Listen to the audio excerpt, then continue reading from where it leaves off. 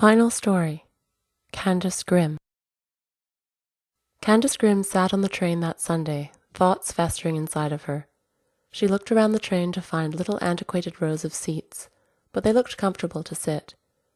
The train staff danced through the aisle back and forth, violently fluffing pillows as the sun and earth shone through the windows, and merry droplets of last night's rain still bounced across the stiff glass. The conductor, Thomas C. Mindew, exclaimed, "2 more hours before we reach Chicago. 2 more hours." He promoted this with a scruffy, tired voice. Candice gripped her purse. Its contents were the reason she'd taken the trip in the first place. She was returning home, returning to family. The last time she'd been this way, things didn't go so well. She remembered the words of her mom as she dashed through the front, falling face first onto the outer porch. "Candice, don't you do this. Don't do this to me. What am I supposed to do? I've chosen you kids all my life. All my life I've slaved in a job that barely allowed me to make meals stretch. I've tried to hold this family together. I love him, and I can't give him up, Candice." The words seemed to reverberate around the train as Candice glanced up at a guy who had sat across from her.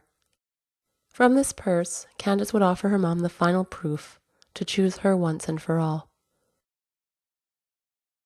"Pardon me, miss," he said. "What did that conductor say?"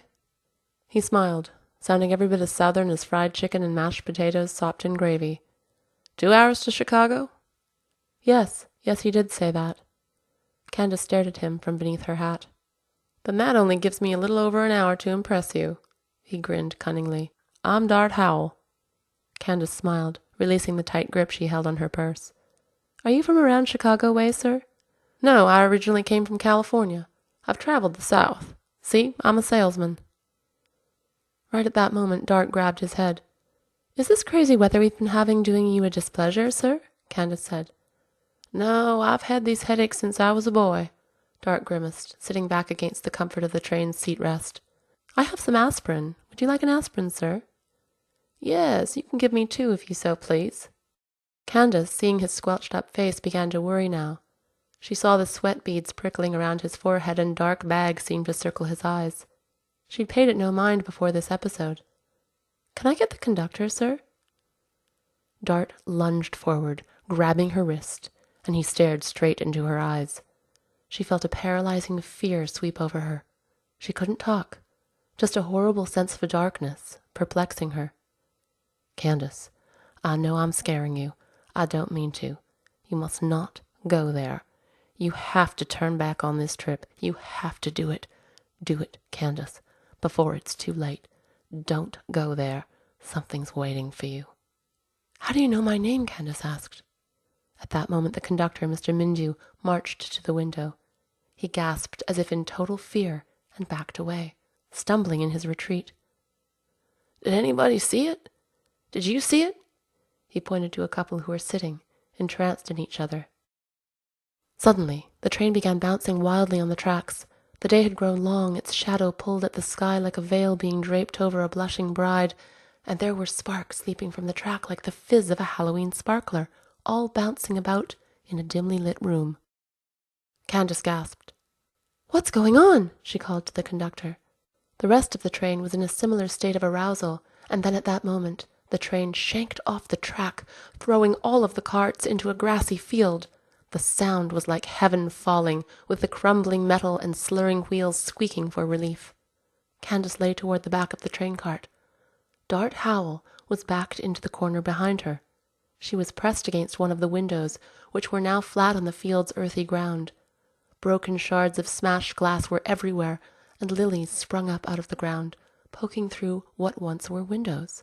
The train had turned mostly on its side, and a rancid smell of urine spilled from the train's toilets as the door lay wide open.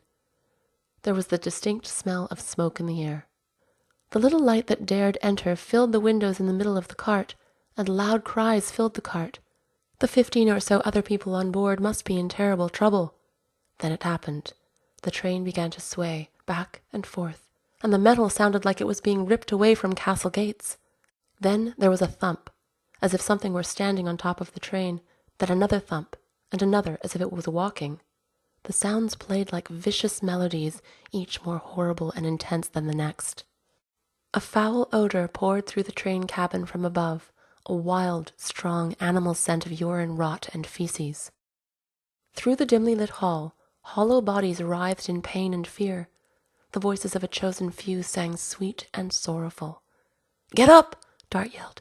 "You are passing out! Come on, we've got to find a way out of here!"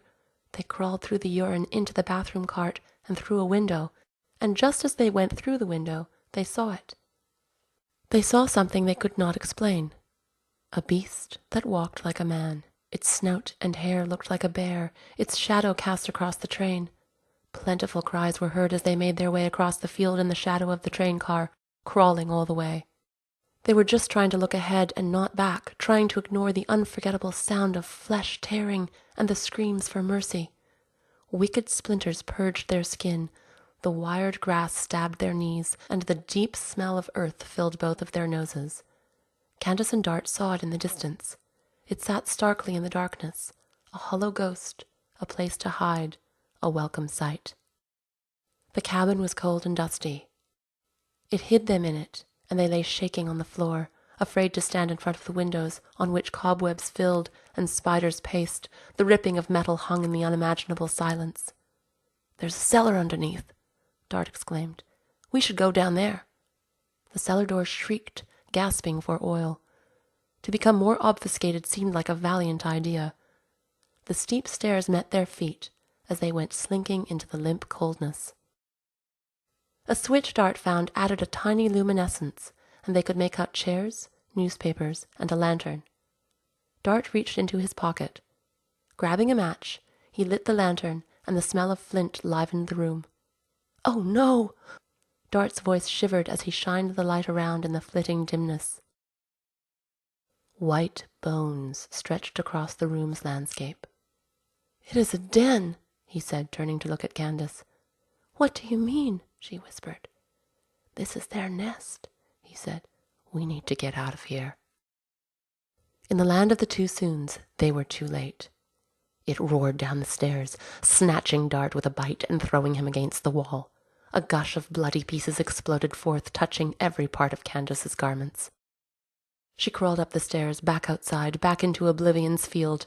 Candice felt its jaws pulling her back, snapping and breaking the bones in her legs. She was being dragged through the wetness of her own blood.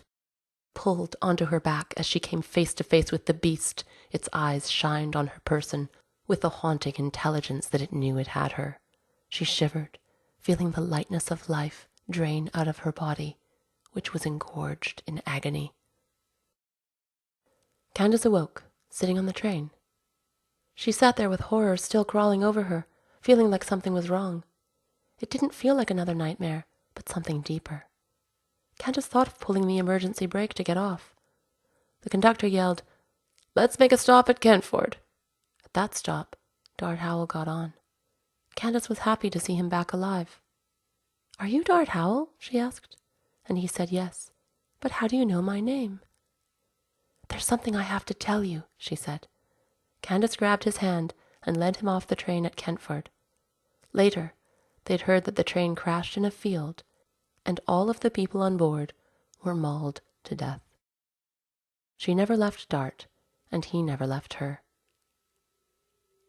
Thank you for reading in the Season of the Damned. Look for the sequel.